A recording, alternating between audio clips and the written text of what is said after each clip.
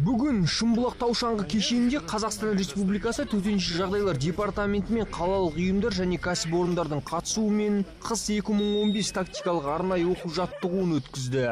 Бұл практикалық іс-шаралар 3 жерде жүзеге асырылды. Яғни, қар көшкінінің астында қалып қойған адамдарды арнайы үйретілген иттермен іздестіру, зардап шеккендерге медициналық көмек көрсету, жолдан көліктермен адасып кеткендерді ізін суытпай табу жұмыстары жүргізілді. Сала мамандарының сөзінше 3 сағатқа созылған оқу жаттығу жиыны ойдағыдай өткен. Легенды. Бүгінгі қыс 2015 тактикалық арнайы оқу жаттығуы ойдағыдай өтті деп санаймын. Себебі өздеріңіз көргендей кинолог мамандар жақсы жұмыс істеді. Қар көшкіні болмаса да зардап шеккен азаматтарға сол мезетте медициналық көмек көрсетілді. Біз төтенше жағдайлар департаментімен түрлі тілсіз жауларға дайын болуымыз керек.